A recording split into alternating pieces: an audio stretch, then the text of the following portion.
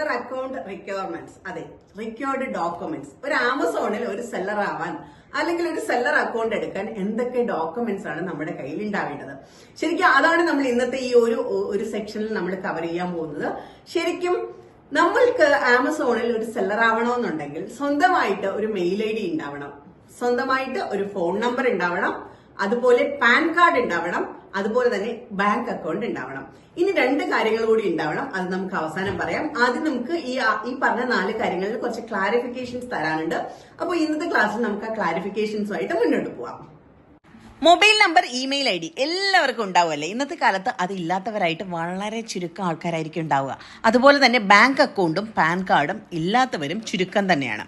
ഇല്ലാത്തവർ ഉടനെ തന്നെ എടുക്കണം കേട്ടോ.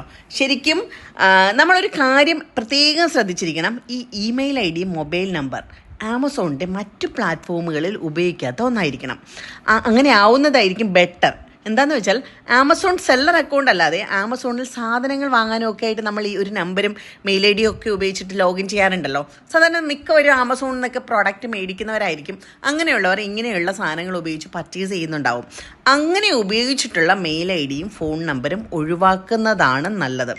അങ്ങനെ ഒഴിവാക്കിയിട്ടില്ല എന്നുണ്ടെങ്കിൽ കൂടുതൽ ഈ നമ്മൾ സെല്ലർ അക്കൗണ്ട് എടുക്കുമ്പോൾ കുറേ കോംപ്ലിക്കേഷൻസ് വരാൻ ചാൻസ് ഉണ്ട്. അപ്പോൾ അങ്ങനെയുള്ള നമ്പറുകളാണ് ഉള്ളതെങ്കിൽ അത് ഒഴിവാക്കിയിട്ട് പുതിയ നമ്പർ എടുത്തതിന് ശേഷം ആമസോൺ സെല്ലർ അക്കൗണ്ട് തുടങ്ങാൻ നിൽക്കുന്നതായിരിക്കും ബെറ്റർ. അതുപോലെ തന്നെ ബാങ്ക് അക്കൗണ്ട്. നിങ്ങളിപ്പോൾ ഒരു കമ്പനി ആണെന്നുണ്ടെങ്കിൽ നിങ്ങൾക്ക് കറണ്ട് അക്കൗണ്ട് ഉണ്ടാകാം. അല്ലെങ്കിൽ നിങ്ങളിപ്പോൾ ഒരു ഇൻഡിവിജ്വലായി വീട്ടിലിരുന്നൊക്കെ സെയിൽ ചെയ്യാനാണ് ഉദ്ദേശിക്കുന്നതെങ്കിൽ നിങ്ങൾക്ക് സേവിങ്സ് അക്കൗണ്ട് മതിയാവും. നിങ്ങളുടെ സ്വന്തം പേരിലുള്ള ഇൻഡിവിജ്വൽ അക്കൗണ്ട് നിങ്ങൾക്ക് ഇതിനായിട്ട് യൂസ് ചെയ്യാൻ പറ്റുന്നതാണ്.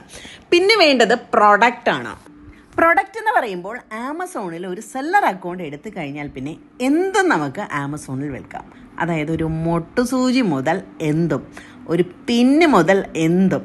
അപ്പോൾ നമുക്ക്, ഞാൻ പറഞ്ഞില്ലേ, എന്ത് വേണമെങ്കിലും വെക്കാൻ പറ്റുന്ന ഒരു പ്ലാറ്റ്ഫോമാണ് ഈ ആമസോൺ എന്ന് പറയുന്നത്.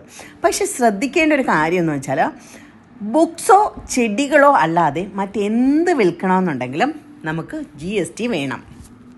അതെ, GST ആണ് ഞാൻ പറയാൻ ബാക്കി വെച്ച സാധനം കേട്ടോ. ചെടികൾ വിൽക്കാനായി വന്നവർ GSTയുടെ കാര്യം മറന്നേക്കും, ആവശ്യമില്ല. മറ്റു പ്രൊഡക്റ്റുകൾ വിൽക്കണം എന്നുണ്ടെങ്കിൽ GST നിർബന്ധമാണ്. അപ്പോൾ GST എന്ന് വെച്ചാൽ റെഗുലർ GST വേണം. അത് പറയാൻ തന്നെ കാരണം എന്താണെന്ന് വെച്ചാൽ റെഗുലർ GST അല്ലാതെ കോമ്പോസിഷൻ സ്കീമിലുള്ള ഒരു GST സംവിധാനം കൂടി നമ്മുടെ ഇടയിലുണ്ട്. ഈ കോമ്പോസിഷൻ GST വെച്ച് ആമസോണിൽ സെയിൽ ചെയ്യാൻ കഴിയില്ല. റെഗുലർ GST തന്നെ വേണം ആമസോണിൽ സെയിൽ ചെയ്യാനായിട്ട്. ഇതിലൊരു ക്വസ്റ്റ്യൻ വരാൻ ആകെ കൂടി ഒരു ചാൻസ് ഉള്ളത് GST തന്നെയാണ് കേട്ടോ. അപ്പോൾ GST നിർബന്ധമാണോ? അതെ, ചെടികൾ, ബുക്കുകൾ പോലെ നോൺ GST കാറ്റഗറിയിൽ ഉൾപ്പെടാത്ത എല്ലാ പ്രൊഡക്റ്റുകൾക്കും GST വേണം എന്ന് തന്നെയാണ് കേട്ടോ.